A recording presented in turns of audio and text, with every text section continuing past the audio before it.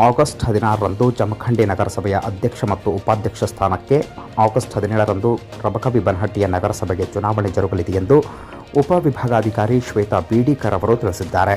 August 13 ಮಧ್ಯಾಹ್ನ 1 ಗಂಟೆ ಬಾಗಲಕೋಟೆಯ ಜಮಖಂಡಿ ನಗರದ ತಮ್ಮ ಕಚೇರಿಯಲ್ಲಿ ಸುದ್ದಿಗಾರರೊಂದಿಗೆ ಮಾತನಾಡಿರುವ ಅವರು, ರಾಜ್ಯ ಸರ್ಕಾರದ ಗೆಜೆಟ್ ನೋಟಿಫಿಕೇಷನ್ನಂತೆ ಜಿಲ್ಲಾಧಿಕಾರಿಗಳ ಸೂಚನೆ ಮೇರೆಗೆ ಜಮಖಂಡಿ ಉಪವಿಭಾಗದ ವ್ಯಾಪ್ತಿಯ ಜಮಖಂಡಿ, ರಬಕವಿ-ಬನಹಟ್ಟಿ ನಗರಸಭೆಗಳಿಗೆ ಚುನಾವಣೆ ದಿನಾಂಕ ನಿಗದಿಪಡಿಸಲಾಗಿದೆ. ಅಂದು ಬೆಳಗ್ಗೆ 10 ಗಂಟೆಯಿಂದ ನಾಮಪತ್ರ ಸಲ್ಲಿಕೆ ಆರಂಭವಾಗುತ್ತದೆ ಎಂದು ಚುನಾವಣಾ ಪ್ರಕ್ರಿಯೆ ಕುರಿತು ಅವರು ಮಾಹಿತಿ ನೀಡಿ ಮಾತನಾಡಿದ್ದಾರೆ. ಇನ್ನು ಈ ಸಂದರ್ಭದಲ್ಲಿ ಅವರು ಮಾಹಿತಿ ನೀಡಿ ವಿಷಯಗಳನ್ನು ಹಂಚಿಕೊಂಡಿದ್ದು ಹೀಗೆ. ನಮಸ್ಕಾರ. ಮಾನ್ಯ ಕರ್ನಾಟಕ ಸರ್ಕಾರ ದಿನಾಂಕ 5/8/2024ರಂದು ನಗರಸಭೆ, ಪುರಸಭೆ, ಪಟ್ಟಣ ಪಂಚಾಯಿತಿಗಳಿಗೆ ಅಧ್ಯಕ್ಷ, ಉಪಾಧ್ಯಕ್ಷ ಸ್ಥಾನಗಳಿಗೆ ರಿಸರ್ವೇಷನ್ ಮೀಸಲಾತಿಗಳ ಲಿಸ್ಟನ್ನು ಈಗಾಗಲೇ ಗೆಜೆಟ್ ನೋಟಿಫಿಕೇಶನ್ ಮಾಡಿರುತ್ತದೆ. ಅದರ ಆಧಾರದ ಮೇಲೆ ಮಾನ್ಯ ಜಿಲ್ಲಾಧಿಕಾರಿಗಳು ಬಾಗಲಕೋಟೆಯವರು ದಿನಾಂಕ 7/8/2024ರಂದು ನಗರಸಭೆಗಳಿಗೆ ಉಪವಿಭಾಗಾಧಿಕಾರಿಗಳು, ಪುರಸಭೆ ಮತ್ತು ಪಟ್ಟಣ ಪಂಚಾಯಿತಿಗಳಿಗೆ ಚುನಾವಣೆ ನಡೆಸೋದಕ್ಕೆ ತಹಶೀಲ್ದಾರ್ ಅಂದರೆ ಆಯಾ ತಾಲೂಕಿನ ತಹಶೀಲ್ದಾರರಿಗೆ ನೇಮಕ ಮಾಡಿ ಆದೇಶ ಮಾಡಿರ್ತಾರೆ.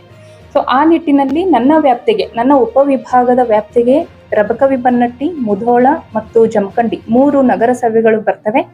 ಈಗಾಗಲೇ ನಾವು ರಬಕವಿ-ಬನಹಟ್ಟಿ ಮತ್ತು ಜಮಖಂಡಿ 2 ನಗರಸಭೆಗಳ ಚುನಾವಣೆಯ ತಾರೀಖನ್ನು ನಾವು ಈಗಾಗಲೇ ತೀರ್ಮಾನ ಮಾಡಿ ಅದರದ್ದು ನೋಟಿಸನ್ನು ಈಗಾಗಲೇ ನಾವು ಜಾರಿ ಮಾಡಿದ್ದೀವಿ. ತಮ್ಮೆಲ್ಲರ ಮಾಹಿತಿಗಾಗಿ ಜಮಖಂಡಿ ನಗರಸಭೆಯ ಚುನಾವಣೆಯನ್ನು ಇದೇ ತಿಂಗಳು 16ನೇ ತಾರೀಕು, ಆಗಸ್ಟ್ 16ನೇ ತಾರೀಕು ಮುಂಜಾನೆ 10 ಗಂಟೆಯಿಂದ ಪ್ರಾರಂಭ ಆಗ್ತದೆ. ಅದೇ ತರಹ ರಬಕವಿ-ಬನಹಟ್ಟಿ 17ನೇ ತಾರೀಕು ಮುಂಜಾನೆ 10 ಗಂಟೆಯಿಂದ ಪ್ರಾರಂಭ ಆಗ್ತದೆ. ಇದರ ಪ್ರೊಸೀಜರ್ ಏನು ಅಂತಂದರೆ, ಮುಂಜಾನೆ 10ರಿಂದ 11 ಗಂಟೆವರೆಗೂ ನಾವು ನಾಮಿನೇಷನ್ ಪ್ರಕ್ರಿಯೆಯನ್ನು ಪ್ರಾರಂಭ ಮಾಡ್ತೀವಿ. 1 ತಾಸಿನಲ್ಲಿ ನಾಮಿನೇಷನ್ಸನ್ನು ಯಾರು ನೀಡ್ತಾರೋ ಅವುಗಳನ್ನೆಲ್ಲ ಅಕ್ಸೆಪ್ಟ್ ಮಾಡ್ಕೊತೀವಿ.